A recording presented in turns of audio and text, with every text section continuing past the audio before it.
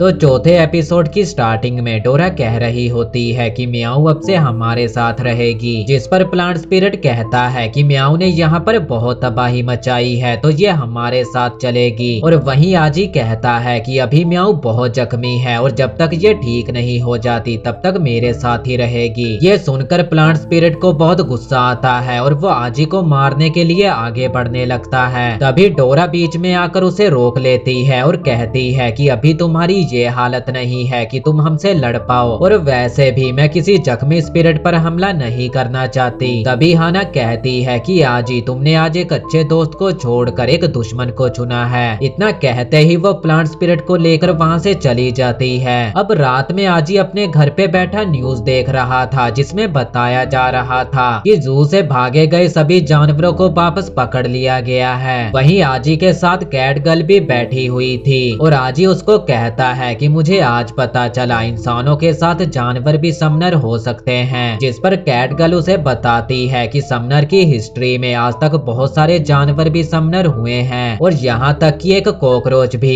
ये सब बताते हुए कैट गर्ल काफी ज्यादा दुखी हो जाती है और अब वो आजी को अपने भाई के बारे में बताने लगती है कि कैसे वो अपने भाई को ढूंढते हुए यहाँ तक पहुँच आई और यहाँ पर उसे आजी मिला जब वो काफी ज्यादा जख्मी थी। तब आजी ने उसका ध्यान रखा। कैट गर्ल को समझ नहीं आ रहा था कि आखिर उसका भाई उसे इग्नोर क्यों कर रहा है और ये सब हंगामा भी उसने सिर्फ इसीलिए किया ताकि उसका भाई उसके पास वापस आ जाए। वहीं बाहर बैठा एक कौवा उन्हें देख रहा था और वहीं घर के ऊपर कैट गर्ल का भाई मौजूद था। अगले दिन डोरा और म्याऊ बैठे वीडियो गेम खेल रहे थे। तभी उनके घर पर काफी अजीब से लोग आ जाते हैं। वो आजी को अपने साथ चलने को कह रहे थे क्योंकि हाना ने उसे डिनर पर बुलाया था। ये सुनकर आजी उन्हें मना करने लगता है। तभी उन सभी ने अपने अपने हथियार निकाल लिए और आजी को घसीटकर वहां से ले जाने लगे। वो सभी आजी, डोरा और म्याऊ को हाना के घर पर लेकर आते हैं जहां हाना पहले से ही उनका वेट कर रही थी। डोरा, म्याऊ और प्लांट स्पिरिट एक दूसरे को देखते ही लड़ने के लिए तैयार हो जाते हैं। तभी हाना उन्हें अपने साथ चलने को कहती है और बताती है कि उनका मास्टर उनका वेट कर रहे हैं। अब ये सभी गार्डन से होते हुए जा रहे थे और वो गार्डन काफी ज्यादा बड़ा था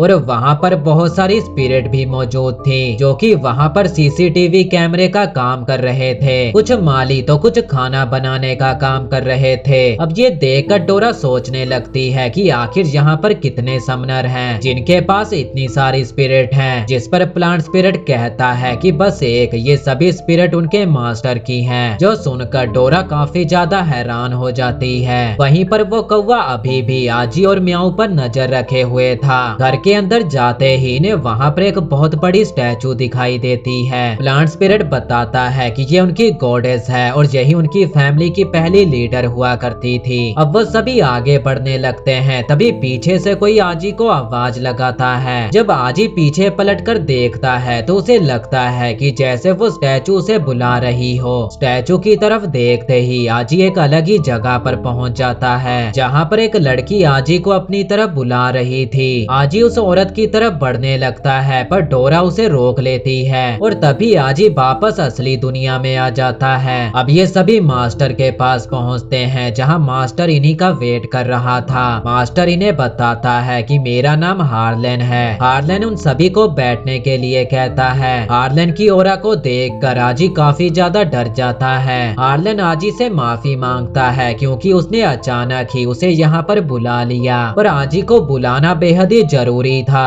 हार्लेन उन सभी को बताने लगता है कि तुम सभी को तो पता ही होगा कि हर चीज के अंदर एक स्पिरिट होती है और अगर हम लेजेंड की माने तो उन सभी स्पिरिट का सोर्स एक क्रिस्टल है और जिस तरह गॉड और इवल होते हैं उसी तरह समनर भी दो तरह के होते हैं। एक अच्छे जिन्हें वॉचर का नाम दिया गया था और दूसरे बुरे जिन्हें डिस्ट्रॉयर कहा जाता है। उनके पास अपनी कोई सोल नहीं होती थी, वो दूसरों को मारकर उनकी सोल पर कब्जा करते थे। और आज ही अब ये तुम पर डिपेंड करता है कि तुम एक वॉचर बनना चाहते हो या फिर एक डिस्ट्रॉयर। तो आज ही तुम क्या बनना पसंद करोगे? जिस पर डोरा कहती है कि मैं अवेंजर बनना पसंद करूंगी और आज ही कहता है कि मुझे वायलेंस बिल्कुल भी पसंद नहीं। जिस पर हार्लेन कहता है कि अब तुम क्या करोगे, क्योंकि जब तुम 5 साल के थे तो तुम्हारे माँ बाप ने तुम्हें छोड़ दिया था और तभी से तुम अकेले रह रहे हो। तुम पढ़ाई में भी काफी अच्छे हो और साथ ही में तुम दो दो पार्ट टाइम जॉब भी करते हो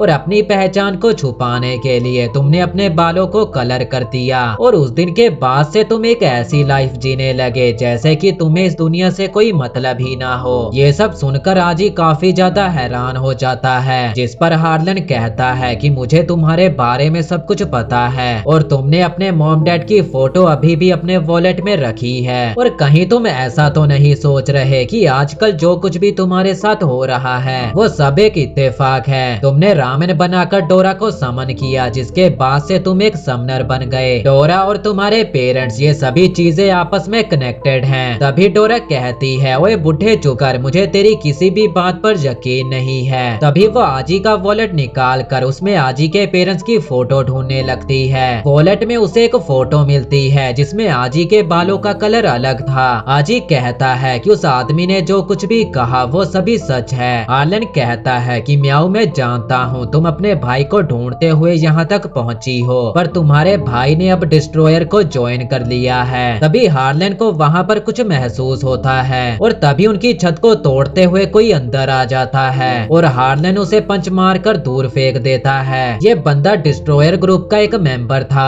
हार्लन कहता है कि पिछली बार मैंने तुम्हारी बहुत बुरी हालत की थी, शायद उससे तुमने कुछ सीखा नहीं। इतना कहते ही उन दोनों में लड़ाई होने लगती है। वो बंदा काफी ज्यादा ताकतवर था और उसने एक ही बार में पूरे घर को तबाह कर दिया। हार्लन सभी को वहाँ से भागने को कहता है। तभी वो बंदा हार्लन पर हमला कर देता है और हार्लन इन सभी को घर से बाहर फेंक देता है ताकि ये सभी सेफ रहें। बाहर आते ही ये लोग देखते हैं कि इनका गार्डन पूरी तरह तबाह हो चुका था। तभी वहाँ पर कुछ स्पिरिट आती हैं जो कि हाना को वहाँ से भागने को कह रही थी। तभी पीछे से एक लड़की उन स्पिरिट पर हमला करके उन सभी को मार देती है और ये देखकर हाना को काफी गुस्सा आता है और अब वो उस लड़की पर हमला करने लगती है, पर वो लड़की काफी आसानी से हाना के अटैक से बच जाती है। अब वो लड़की उन सभी की तरफ कई सारे बॉम्ब फेंक देती है। इधर म्याऊ वहीं पर अपने भाई को देखती है जो कि वहाँ पर कई सारी स्पिरिट को मार रहा था।